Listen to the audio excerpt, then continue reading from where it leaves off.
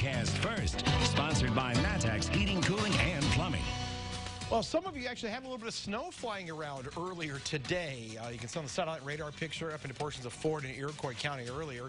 Those snow showers that moved through, they were in and out of here, and the sunshine came out for the rest of the day. And we had temperatures that jumped back to near freezing and above it in a few spots. Still above it in Effingham, 34 degrees.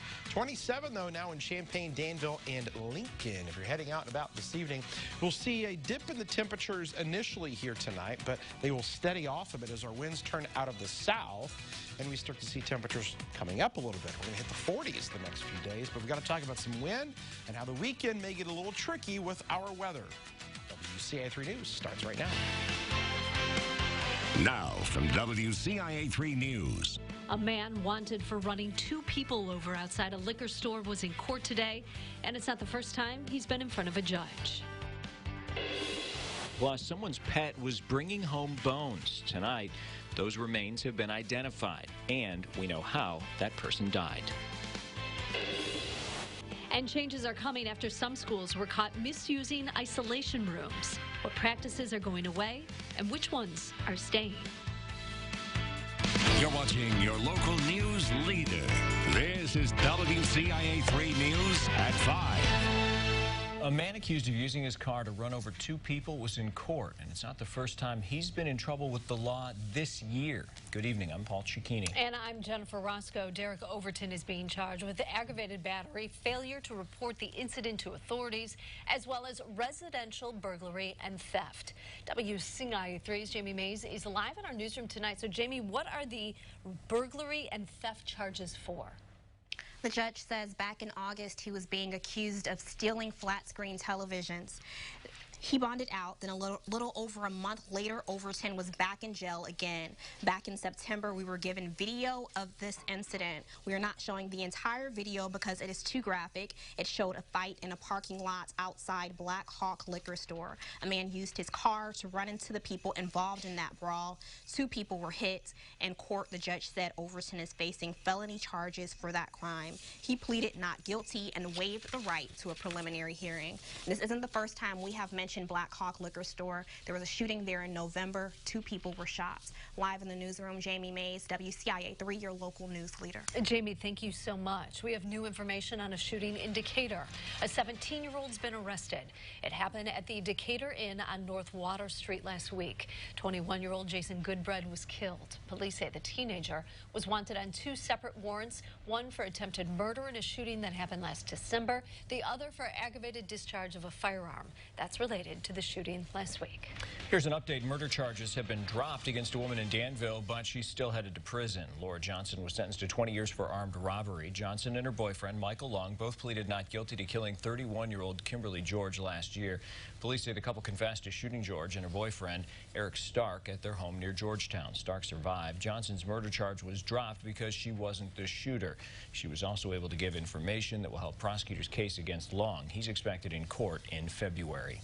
A man in Indiana found guilty of impersonating an officer was sentenced to 2 years probation. Justin Hefner walked into the Edgar County Sheriff's Office last year. He asked deputies if they would help him make arrests. Officers were already aware of Hefner and had been looking for him. He was carrying a BB gun when he was arrested and had a gun in his car. In addition to probation, he'll also be subjected to random drug testing, searches, and must take prescribed medication. We have new details about human remains found inside an abandoned home in Danville. The coroners identified the man and his cause of death.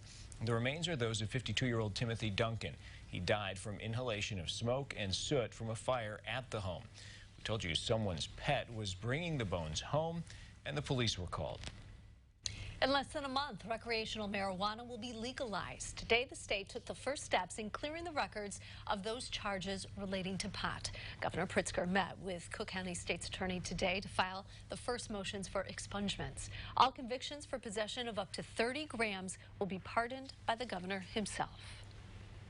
Statewide, hundreds of thousands of Illinoisans are held back by their low-level cannabis-related records, a burden disproportionately shouldered by communities of color.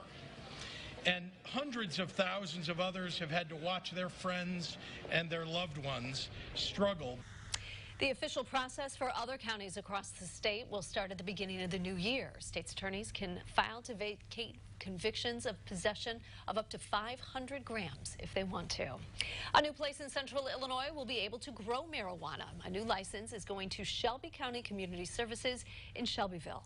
That brings the total number of cultivation centers in the state to 16. Right now, only cultivation centers that are licensed to grow medical marijuana can apply for recreational growth. Licenses for craft growers, infusers, and transporters will be available in early January. The State Board of Education is still looking for better ways to keep everyone in the class safe when a child may pose a threat. Yeah, the board filed permanent rules for timeouts after a report revealed some districts were misusing isolation rooms. WCIA 3's Gabrielle Franklin joins us live from our Capitol newsroom tonight. So, Gabrielle, what are they asking parents to do?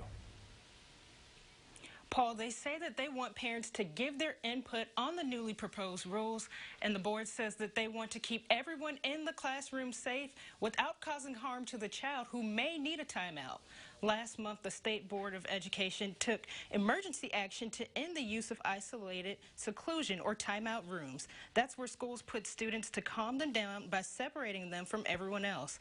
The governor then directed the board to stop the isolation, saying it was traumatizing to students. Now the board has a proposal of permanent rules that will continue to ban timeout rooms as they were previously used. Members say it would allow for students who are showing threatening behavior to be isolated in a safer manner. The permanent rules that we filed make a few changes from the emergency rules based on what we were hearing from the field. We also banned prone restraints but allowed for supine in emergency situations and really added a lot more detail to some of the training requirements. That means the proposal bans restraining students while they are lying face down. Now, face-up restraints will be allowed, but only as a last resort. The State Board wants to hear your thoughts on this. You can weigh in now until February 4th. Paul? Gabrielle, thanks for that update. Now, under the proposed rules, an adult must check in every 15 minutes to see if a student still poses a risk. Those rules also specify timeout spaces have to be unlocked with access to food, medication, and restrooms. State Board of Education hopes to have the rules finalized by the spring of next year. Carols are usually about the holidays. Why some people were singing about drug prices instead today. Plus, it's the time of year you're used to buying presents for family and friends, but there are some animals making a wish list too. Now you can help a zoo check those things off.